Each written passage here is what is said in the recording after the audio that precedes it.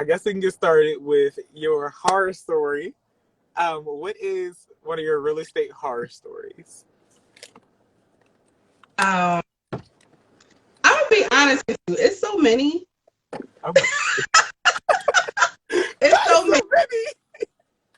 I don't mean it like that. Like all of them go bad. I just mean like there's always like some pins and needles kind of action that may occur. You know what I mean? So, but I will say this. Okay, I'm gonna give a good one. So I had a recent transaction. We went under contract for back in November. Mm-hmm. Was that we went under contract. So, the hope was by Christmas, we, my client into her house. She was a single mom and everything. We had been looking for a while, stuff wasn't working out. And it was like finally I would have her circle back to this one property because actually a friend of mine lived next door. Oh, I was like, let me circle back. You sure you don't want to check this one out? And then she was like, all right, I guess I'll check it out. We had put in some offers. They didn't go through. mhm. And so I was like, let's circle back to this one. I think Which it'll is be not unusual for that time period, by the way. exactly. Different So world. we circle back. And so we did. And it was so that property had been sitting on the market for a while. And, and during this time, interest rates are going up. That whole thing is happening, Mhm. right? So, and she needed, I think she had the grant. She had the neighbor. I think it's like the neighborhood grant or something like that. That she had. So she had some Is that the assistance. $10,000 one? Yeah, the Okay. Phila neighborhood grant. Okay. And I think with them you have to have a pre-approval from Wells Fargo is in like an affiliate of theirs and a few other banks. She had a bank. I'm gonna say that up front because that's going to help lead us through this story. Because she Mm. had a Was it bank. a bank that also has the name of our country in it? Coincidentally enough, it wasn't that one. It wasn't Oh, that, okay. but it was a banking institution. It was it was one of the name brand ones, if you will, name brand. Okay. Everybody know banks. Was it So one that may be famous in New York? possibly, Possibly. possibly. Okay. And Might rhyme so with race. you know what? Robert Reese. And so, of course, but she needed that pre-approval. I had got her pre-approval with a mortgage brokerage, but she needed that pre-approval in order to qualify for that grant, which she really needed. And at the time, the Philly home grant, didn't come back again, right? It had suspended at the time. It did not pick up again. So that was the only grant available to her that she could qualify for, which she really needed. Anyway, fast forward, we wound up getting under contract for the property because she also needed seller's assist. She needed that grant and seller's Ooh. assist. Yeah. It was a tight budget. This was like Marisha, please. Not sellers she's assist. a first time home buyer, tight budget, but we made it happen, you know? So we were able to make it happen. She went under contract and here we go, right? We're under we're on the road to closing.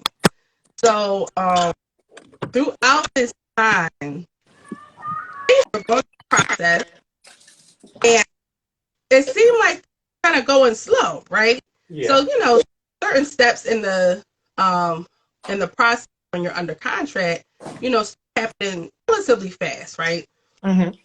And it seemed like things were kind of going slow, and the communication between myself and the mortgage contact, the lender, the bank contact, um, was pretty much fine. But then all of a sudden, it comes time where we're getting close to the closing date, and it's like all of a sudden it's like, oh wait, we don't have this, we don't have that, this is wrong, that is wrong, and it's like, no, no, no, no, no. We all knew the closing date though. So we went through this process of back and forth, take this, and not the mortgage person, the bank contact the lender. She, you know, she tried to make it seem like none of this was her fault, or at least most of it wasn't. But it's entirely her fault. She was not good at explaining things to my client. My client had to come and ask me questions, and then I had to go to, the contact for the lender so that she could let me know, so then I could explain it in a way where my client understands. And I'm very much, I feel as though I like to call myself a teacher realtor. I don't want my clients just going through the process. They need to know exactly what's going on and what they're doing, because especially when under contract, because so many missteps can happen about moving money around. You have to be very specific in what you're talking about, right? And one of the things that they were asking was like, hey, you need to move this money to this bank account or find out where this money came from. All these just different things. And she, the lender contact just wasn't explaining things adequately for my client to understand. Now, sometimes you might get clients that's, you be like, you trying to explain stuff and they just still don't connect the dots. You know what I mean? But my client wasn't like that. If you make it plain to her, she understood.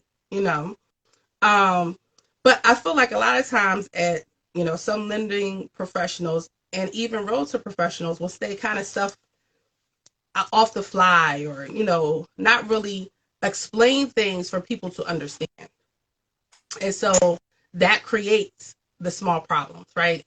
So moving forward, these things just kept happening. That all of us, the real kicker was trying to. We had the I think the appraisal was done late, so that was the big hiccup there. The appraisal was done late. The appraisal came back with some things that they wanted fixed. The selling people were like, fine, no problem, we'll get it fixed. The issue that came up was like the mold. Like they said, it's mold. It was the spot. It was like this in the corner, of a floor in the mud room. It was like this speck, and the appraiser said possibly mold, right? So the appraiser the underwriter was requiring a mold remediation. This little tiny dot. Now they didn't ask that in the first place, right? Mm-hmm. They didn't say in the first. They just said appraisal just said suspect mold. Please remove. They didn't say have removed, remediation, license. They didn't say none of that. So because it was this much, this much, they came in, removed the area, cut that area out, and patched everything back, painted everything, did what they were supposed to do. Contractors. The underwriters came back. They wanted an invoice. Had proof for an invoice. No, we need a mold report. Wait, what? A mold report? When was this ever going to be? What do you mean a mold report? So now they're asking for a mold report. We need a mold. This is what it looks like. It's a however many page report. So pretty much like an inspection report, but specifically for mold. So that means that they come in, remediate it, and give a report. They give you before, they give you an after, and all that's written up in the report. Okay. We can't give you that because there's no mold now. the mold is gone. The mold is gone. We can't, and you didn't say that's what you needed in the first place. You didn't say that you needed it tested and then remediated. You just said to remove it. And because it was this much in a corner, it was just removed. And mold testing. So we're going at all. We're going back and forth, back and forth. I mean, the thing about it is, I can say this now. The listing agent was also the contractor. So they had this thing where you should have let. Oh my god! So it was helpful.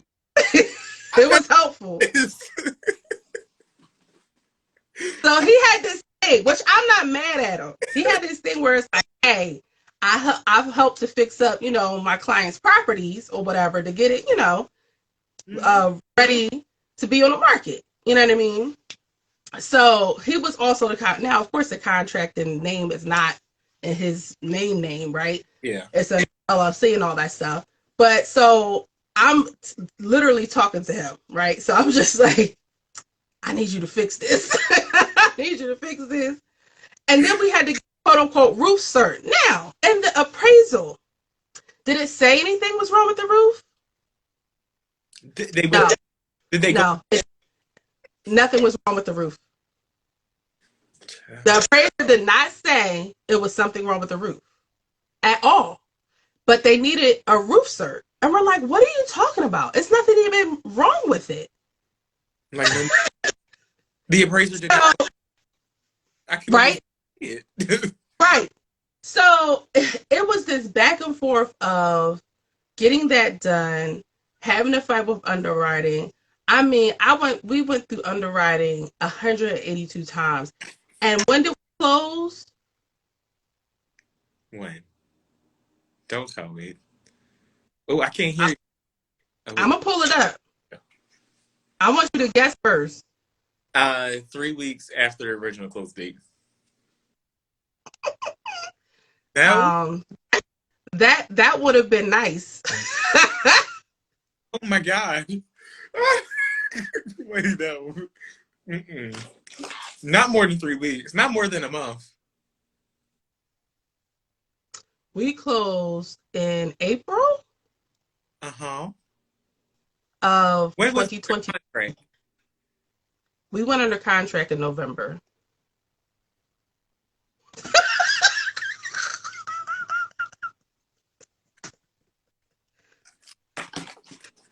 Wait.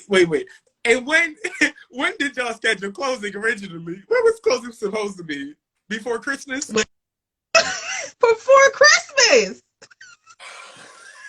You mean to tell me this house nearly sat under contract, waiting on a bank for almost a year? From November to April. Look, our execution date was 11/17. It didn't close to April? April 13th. Of 2022? When I tell you, it was a nightmare that will never end. It was a nightmare. It's just what it is. That's a life point. About 82 generation of flies have been born and died in the midst of that. It was so bad when I tell you. It took the bank 82 years to get what they needed to get. It took us 82 years trying to get them what they needed. It took 82. Then the mortgage person messed up and let the grant part lapse. Something lapsed. So that was a whole thing. So we had to hurry up and get that together. It was a mess. That's insane. You let the grant lapse? That's actually insane. Because that's I'm pretty sure it was a big bulk of their closing. It was a mess. At some point, we had to get the buyer to, cover.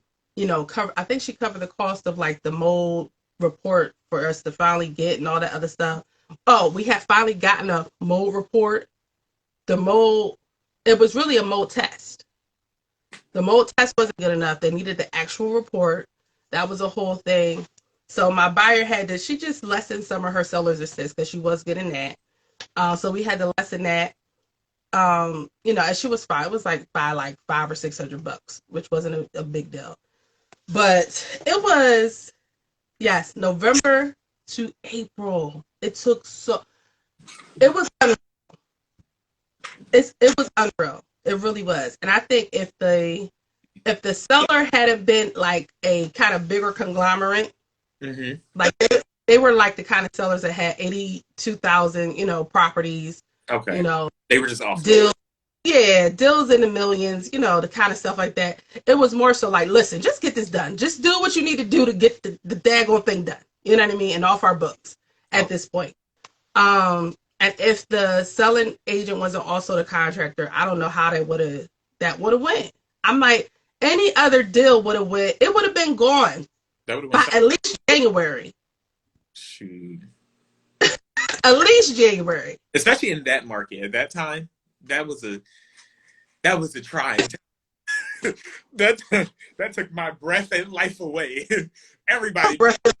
It was terrible. So yeah, that's my horror story, and not because of the client, but it was just because of the circumstances surrounding everything. The client was great. The selling agent was great. You know what I mean? It was that daggone bank and their foolery. Oh my God, that's crazy. I have 3 horror stories. I'm gonna tell 2 because they're both semi-short. Um, so the first one is because of the bank. So I had this client. She actually recently closed her house. Praise the Lord. But the original house she was supposed to buy, we went under contract. Everything's fine and dandy. She has her pre-approval. They call me. Yeah, we verified her. We checked everything out. She's very cash heavy, and she's a wonderful lady. She's a joy to work with. She knew exactly what she wanted from the moment she contacted me, and that's the house we got her. And that market, it was in South Philly, and the market in South Philly is, if you don't know, if whoever doesn't know, it's ridiculous at that time. Like 50 gajillion offers, and I'm like, all right, we need to do this, that. We got the house, put it under contract. The listing agents were okay. The sellers seemed okay. The buyers okay. This bank, we did the inspection. Surprisingly, we had an inspection. We were able to get one. Fine-ish. The inspector noted there may be some mold, so we got a mold inspection too, and said that they would fix that, and they ended up getting it fixed. Not Zillow telling me one of my clients want to see a house. Okay, I'll follow up after this. I love it. After that, we got the appraisal done. Mind you, lending are supposed to be doing their mortgage processing, getting things done. Right. 4-week timeline to go to closing. We got all the inspections done within that first week and a half. The appraisal was the second week. The appraisal came back. It was FHA. Well, no, it wasn't FHA. It was something else. I forgot. It was something weird. It wasn't conventional, and I don't think it was FHA. I don't remember exactly what it was. It was a different kind of loan. And the appraisal came back, a railing installed going to the basement. And I'm like, oh my God, these sellers, we already had them get mold done. We had them get this. I'm like, right. And I'll tell them like, hey, they asked for a railing to be installed. And they're just like, okay, sure. I was like, right. Oh, really? Okay, great. This is going great. Right. Now, thanks. Okay, now we're 3 days from closing. I didn't hear anything from lending in all that time. I tried calling them, tried emailing them, texting them, nothing. Zilcho. We're 3 days from closing. They say, hey, we're trying to get in contact with buyer, not the railing. I'm cracking up. They say, we're trying to get in contact with the buyer. We need them to fill out this stuff, and we need to do their employee verification. And it's 3 days from closing. We need to be going through the Alta and the CD, make sure everything's all right with that, getting the money transferred to the title company. Why was this not done already for weeks? And then the night of closing, the night before closing, they come like, hey, I don't think we'll be able to close. I'm like, oh, no, Sherlock. This one is being feisty. I'm like, I'm like, y'all killing me. Hi, Angela. And I'm like, y'all are killing me. Like, are you serious? And I'm crazy. The only person who's going to suffer in this is the buyer, because she's going to have to pay them to have this house on the market for an extra week, extra month, however long you want. Then he tells me, oh, we're going to need actually 2 weeks. I said, sir, you're telling me the night before closing that you need 14 additional days? All the days. 4 additional days? I said, you're kidding me, right? So now I'm going to all out tangent because I get very defensive clients. I told you it's like Papa Bear. I'm getting everybody. I sent this mass email to the title company, to the lender. I'm like, later name. You have ignored the title company trying to contact you. You have ignored me trying to contact you all this time for the last 3 extra weeks, and now you're asking for 2 extra weeks. You did not pull a Karen. I became a Scott, a Karen, a Louisa, or whatever. I was ready to call the cops on him. Wow. aggravated. Then the title company's like, okay, we can get closing rescheduled. And I'm like, I gotta tell the sellers this listing side. I'm like, this is not gonna go well. I emailed like, okay, let me ask the sellers about this. Now is the day that closing was supposed to be. A LaQuisha, I'm cracking up. Wow, not a LaQuisha. It's the day of closing. I emailed them like, hey, yeah, so what day would work best for y'all? I had to let title know, everybody know that we can't close. Incompetence, exactly. Incompetence is going to be the word of this story. Incompetence. Just imagine right here. I'm like, hey, what day? He is back, okay, I need to confirm with the sellers about this. One of the sellers is a lawyer. I think they were sisters. And I'm like, and you know how lawyers can be. You know, doctors make the worst patients. So imagine a lawyer in a contract situation. Yep. We already had that to it, but they were fine for the part until right. Situation. They're like, well, we're worried about even closing. Can they even approve the loan? Then they're like, well, we're going to be compensated fees 2 weeks, so you're going to have to give an extra number. I think it was like $2,000. I'm like, oh no, $2,000. Like, dang. Right. I asked you, buyer's very eager, putting her full effort into this. We're really trying our hardest. They're like, we can do $1,500. I'm like, oh, okay. I really asked the buyer. Anyway, we ended up agreeing to that weird number that whatever. I guess it covered their mortgage payment. And then now we're 2 days before our new closing date. And they tell me, yeah, we seem to have an issue with the with verifying the lender. Mind you, these 2 weeks, they're doing the same communication style they had in the original closing, which was almost nothing. And at this point, I'm like trying to urge, like, maybe you want to look at additional lenders. Maybe you want to see how you can do quick closes, quick turnarounds. Might want to. He's like, I'll see. Ended up not doing it, which is fine. Which is fine. You know, you should listen to the advice of your real estate agent, but it's fine. I guess it's fine or not. It's fine.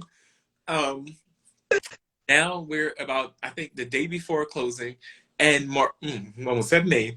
And now the title company is calling me, hey, the lender is saying that they're going to need additional time. I'm like, why is my title company calling? Right. Why didn't they call you? Where is the lender? Why is the lender not telling me this? I won't tell you. Informing me. I go and I call the lender, who didn't answer, of course. And they're in California. Right. So he had additional, 3 hours to get back to me? Didn't get back to me. Emailed me the next day, which I believe was the day of closing, and said, hey, we're going to need extra time. So I'm like, and I go on like a whole out flamboyant tangent via email. I'm just like screaming capital letters. Tick.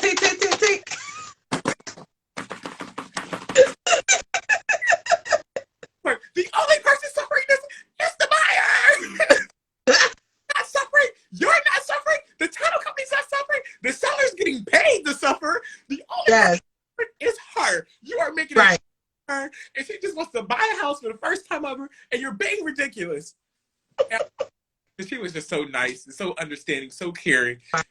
And she was just really patient. She was really taking the learning experience. And meanwhile, I'm just going out ham for her. I'm like, y'all are not going to do this. That's right. And so I'm like, y'all not doing this to her. Then they're like, all right, we're going to need like a week more. I said, sure. After you went on the rent, they was like, a week. God, we're going to need 1 more week. I said, sir, 1 month from the original closing day, you still don't have all that you need. And the buyer has done her good efforts to get it to you. I said, this is. Then, like 2 days later, they say something along the lines of, we have to decline the loan. I said, I kind of felt that it was coming. So I just breathed. And I said, okay. I tell the listing agent, I said, okay. I send over the deposit release form. This is where things get fun. I send the release form. He says, can you send me the denial? I send him the email. He says, no, we're going to need denial. No, she's a lawyer. I said, okay, I'll work on it. What are y'all venting about? Sorry, you should have joined earlier. We're talking about, I'm like, all right, fine. I'll try and but these people, they don't communicate well. They're not X, Y, and Z. He said, well, I can't get this signed until you get me that. So not only have I had to curse them out, now I'm hearing from the listing agent's mouth, and I'm just like, dude, really? You already know the whole situation. We've been very honest. The denial letter is enough. Exactly. The denial email, him saying we're going to have to not do this, that should be enough for you, sir. It's only going to right. And you alone. I doubt what lender is going to send that. This is where it gets. Now I'm emailing the lender. Send me a deny your letterhead, please. Period. Right. Go over it at this point. Like, send it to title as well. So, like, maybe a week after that, mind you, this lady cannot continue on with her process without getting her deposit back, because she needs deposit money to pay for a new deposit on another house with a different lender. Right. We went with another lender who may sound like they're going to outer space and can do verified pre-approvals, which means they do all their underwriting up front, so you don't have these issues, which is why all of my clients now get underwriting up front, because we're not having these issues, FYI. 110%. 110%, 199.99%. You're getting underwriting up front. We're not having these issues because they know it's stress, because they should have known this before they even pre-approved her in the first place. We got the new lender. She needs her deposit back. We're still waiting. Finally get the letter from the bank. Immediately sends it to the listing agent. He doesn't get back to me for like 2 days. I'm like, dude, I think they were going through their options and they realized they don't have any, because I dot my I's, period. Yeah. Mortgage contingency. It's nothing to talk about. Exactly. That was it. And so ended up getting the deposit back. A little bit ago, able to find her house. And good. And the bank approved the loan. Nothing changed with her. So it was that bank who just couldn't get it done, period. I believe that. And that's why it's so important. One of the things I talk about on my weekly vlog, Tuesday Tip at 2. Not advertising, but I'm just saying. Catch me on YouTube. So what I often talk about on there is how the lending institution that you use is so important. It's just so important. And banks versus mortgage brokers, so important. I was having this conversation with a potential client earlier today. Wait, I gotta share this story because this was good. But I was sharing with that client, I was like, they are pre-approved, which is fantastic. Mm-hmm. But I was letting them know, I was like, hey, I'm gonna give you some names because you got a bank and they be a little sticky tricky. Okay. They cause more harm. Was this bank name maybe a part of the country we live in? No, it was called Magnolia. Oh. Yeah. I said, I don't like it. I don't know what's going on.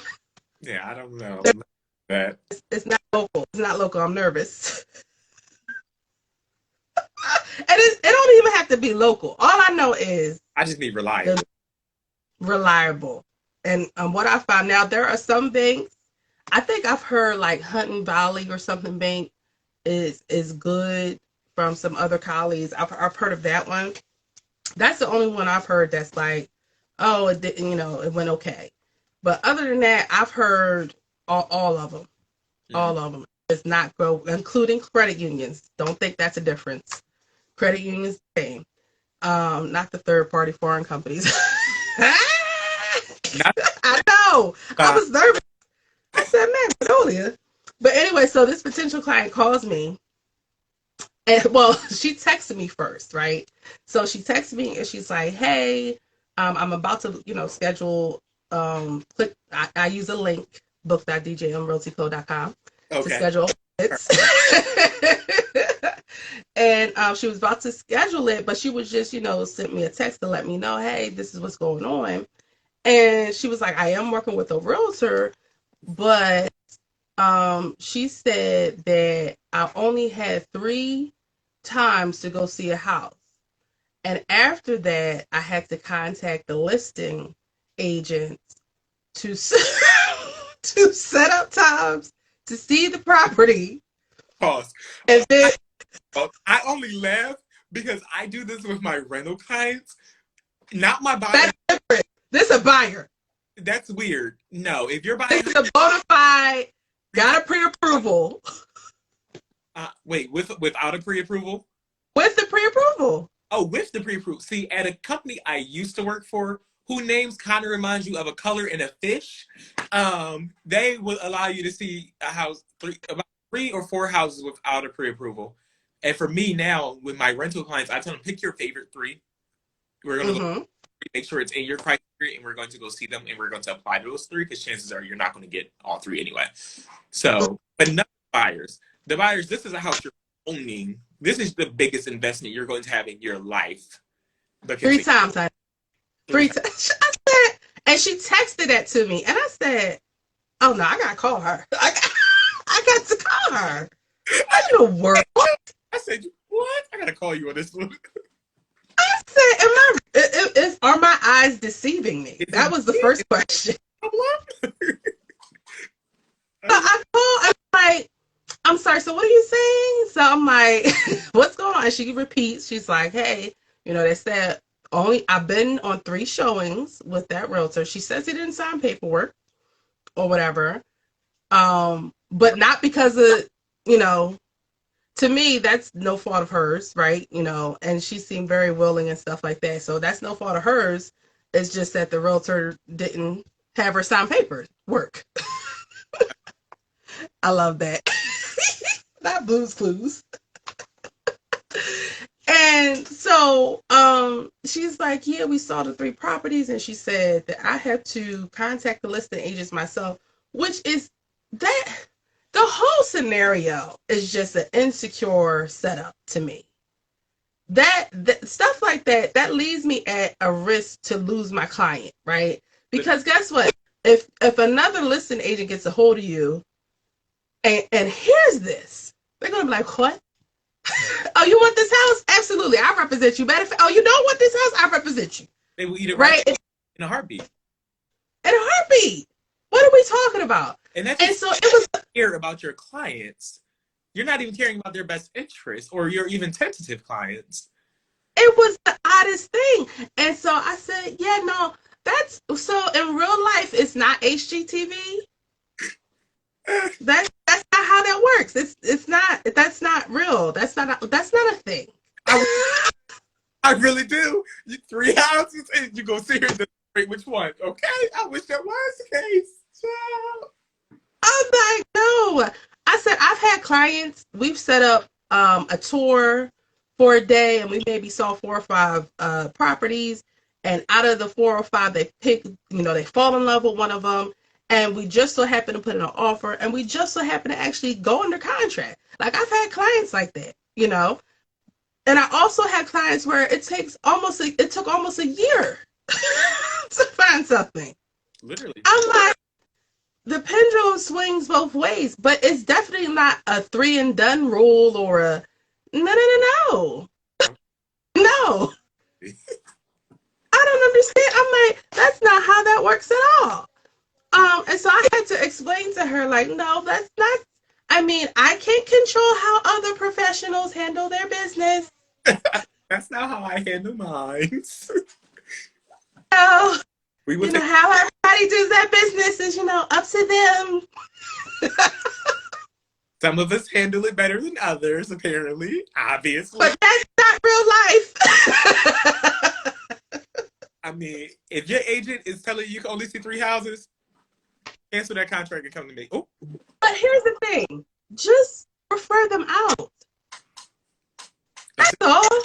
If you're an agent who doesn't want to work with first-time home buyers or a certain price point, that's fine. Mm-hmm. But just refer them out. That's all. Don't just be like, well, 3 and done. Like, your time is valuable. I get it, but it's not that valuable. This is someone's biggest investment, although you may not see it as like a lot of money to you because you see $1 million homes being sold every day and this person has $150,000 budget, you need to treat that $100,000 budget like you would the $1 million budget. And that's just on pure. Absolutely, absolutely right. And I felt so bad. She was just like, you know what? Of course, she has no clue. She's just like, I didn't think that was quite right. I'm like, no, girl. Love it. Girl, not how this works. Okay? No. You know, people ain't like, it's just amazing. And then the realtor, this is how I knew she was real off. Oh. She suggested, she was like, now she came with the pre-approval. That's good. But she was like, oh, you should get a mortgage through your bank. I said, oh, she done this. I said, she real bad. I have a credit union going to go there. I'm like, okay, do me a favor and just go get 2, 3 more pre-approvals. And you compare them for yourself. If you don't want to take my word for it, you want to talk about you got your credit union, you got your bank, just do yourself a favor and go. Do yourself compare. Compare them. If you don't want to go to a broker, go to 2 or 3 more banks and see what they give you. Because they have, matter of fact, call them at 6 after you see a house. Okay? Do that. I'm 01. See what you get. Because I had some, right? And they listen. No answer to. I'm like, we already have a contract, so you just got to work with our terms now. Exactly. See if they answer you. Okay. I'm like, no. I said, as soon as she said that, I said, oh, honey, no. Oh, honey. No, this is not what we want. We don't want this. You're being led astray. Huh? You're being led by the you're way order at this point. Right. I said, poor thing. So I felt so bad. So we'll see how progressive. Hopefully I can lock her in and we can give her a happy ending here. Federal is not a good option. Oh, any bank is not a good option. Every realtor will have their own preference, and they will have their own Danielle. They will have their own recommendations. I got a story about Doom. Oh God, okay, we want to hear it.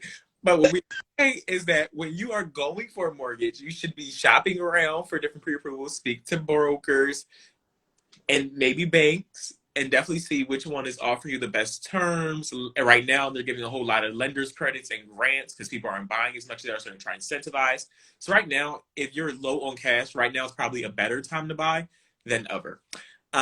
Because basically every lender's like, here's $5,000, here's $10,000. Sellers are giving out sellers credit and dropping prices. So now's probably a better time than ever to buy, honestly, if you're low on cash. But we are not saying that a specific bank is not a good option.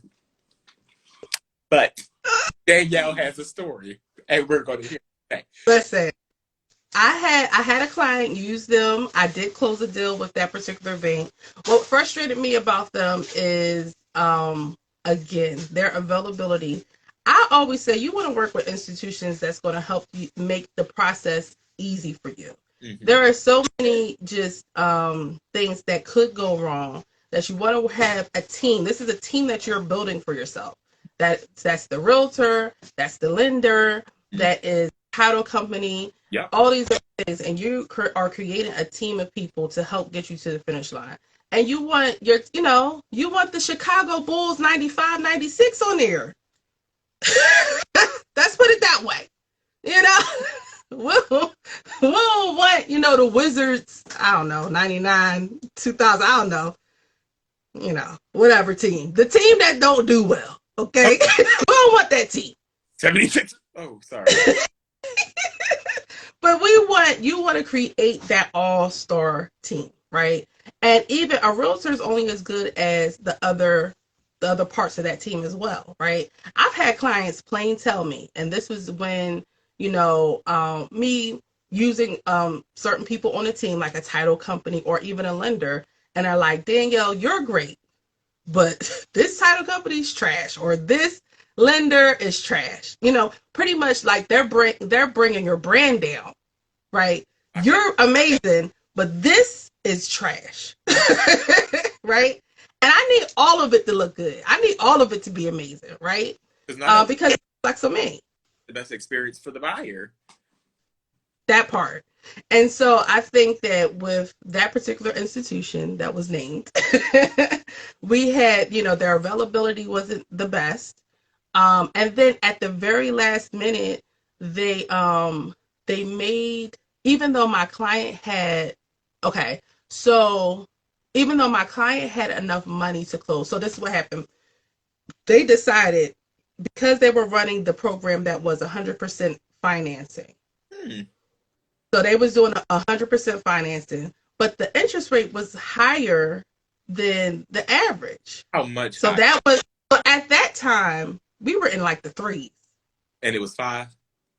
It was like 4.5. Hmm. So they probably like, But at that time, we was doing low threes or at 3. yeah. And my client at the time had enough, to be able to get a 3. Her credit was where it could be a 3, maybe a 3.2 something.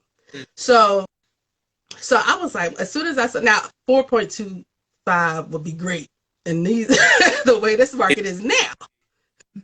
But back then, But back then, that was high, right? Especially based on her credit score. So that was a red flag. But because they were giving 100% financing, she had money. But of course, the more money, the better, you know. And she was going to, at that time, this was the first round of the Philly home buying grant. So we went through the process. For the most part, it went okay until the very end when there was like, oh, she can't use that Philly grant. I'm sorry, what? I'm sorry. And this is like a couple days before closing. I love No, she can't. irritate me with that. Now you knew this whole time she had the. We're all talking and being all joyous and amazing with each other, and at the very last minute, you want to say she can't use that grant? Why? So now she needs to come up with money, which she already had. But here's the thing: I think they were saying that um she was going to close and it was going to be X amount, either $11,000 or $12,000. You don't have enough in your banking account, right?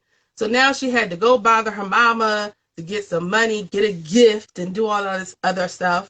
How about closing costs came out to exactly what she had in her bank before the gift and transfer money and all that crap? So not only did she have to go through extra steps of transferring money, the extra step of getting the gift letter, she also had to interrupt someone else's life and ask them for money and ask them for support. As if that's an easy thing to do. That is morally, that destroys a person to have to ask somebody for a very large amount of money to buy a house. It was a mess. It was a mess. And I mean, the anxiety it causes in those last couple things. You think everything's smooth selling, and it's like, wait, what? Why are you just now telling us this? You should have given me the clear to close, not saying something that you already knew a long time ago, that your underwriter knew a long time ago, and you wait. Lenders, if you are watching, please take note. We clients, and I'm sure you do too. Just please don't tell us stuff 3 days before closing. Please. And that's the biggest thing. That's one of the things I've been through, other lenders and stuff like that. And the biggest thing, one of the biggest reasons that I will just be like, no, I'm not working with this lender anymore, is the communication. That is the biggest reason. If you just don't get back to me, just don't. That's a problem. Absolutely. There's a lot of things I could take, but just no communication. I had a lender one time, it's days before closing. I can't get this person on the phone. I can't find. They talking to my client. I'm just trying to find out, is there a hiccup? Is everything okay? Are we getting a clear to close? And ring. And it's like nothing. We can't do that. We're a team. Absolutely. We're working together. My preferred lender calls me almost every single day. Absolutely. Even if we don't have any. Hey Zay, how are you? Calls me every single. If it's not a call, it's a text. Facts. That's what a lender is supposed to do. You Absolutely. in constant communication. I mean, maybe not if the deal's not going, because it do get kind of annoying sometimes.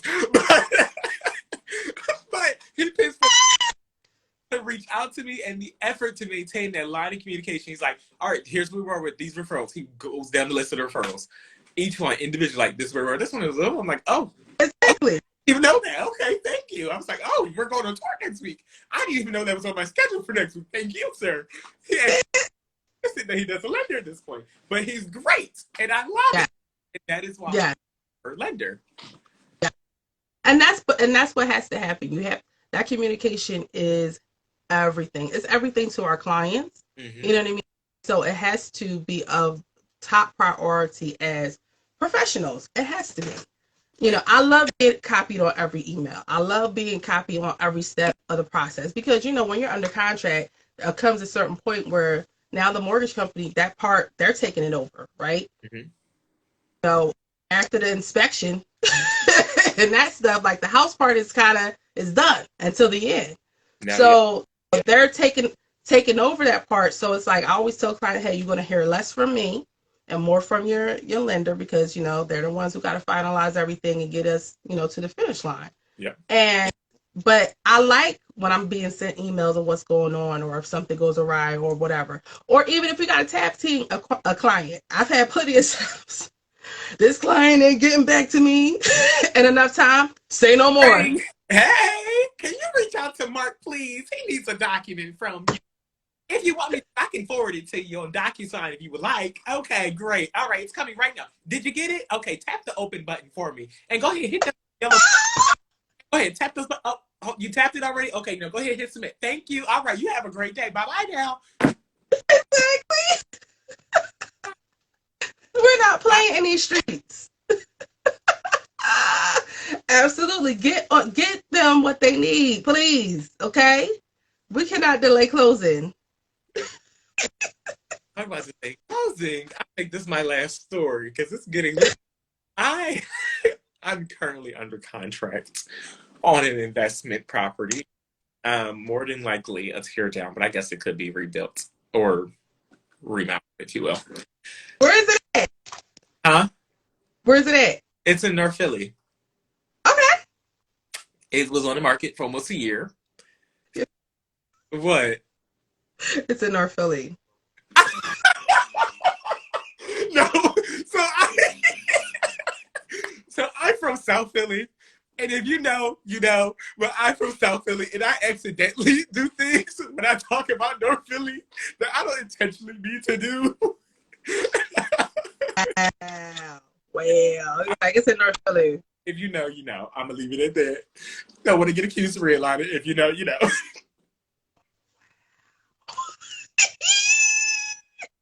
Shit. So we're under contract. And unfortunately, the buyer had to go to the hospital. Ooh. And we were supposed to close, it's the 23rd. We were supposed to close 20 days ago. Okay. And unfortunately, the buyer was in the hospital for a few days. And so we've had to keep pushing, closing, and pushing again. Now it's the 30th. Thank God she's out of the hospital. She's doing much better. So just pray for her, y'all. But I was scared. I was like, oh, God. Is this contract going to close? Is she doing okay? So many things running through my head. And Title was like, we need this, this, and that. And Title and I had the tag team. We're like, I know she's in the hospital. We also need these documents so we can get you a house that you want. So we're like going back from like, hey, if you can you do this? Then initially when she was in the hospital, I'm like, oh, so we have options for that. I ran it. So what can we do if this buyer's in the hospital? She said, well, we've done a lot of things in the past. We can, if the buyer has the laptop, we can just do like a video chat, and she can sign it on the laptop rather. The other option is we can send somebody out there and they can do a bedside as she's in the hospital. I said, oh, we doing bedside closings? You mean to tell me if somebody is dying and they want to buy a house? That's an option. I said, good to know. What you plotting on? Nothing. I got the camera, but I said, good to know. Inside closings, okay, good to know. You know, elderly family members, and you know, I like houses. So, anyway, that's beside the point.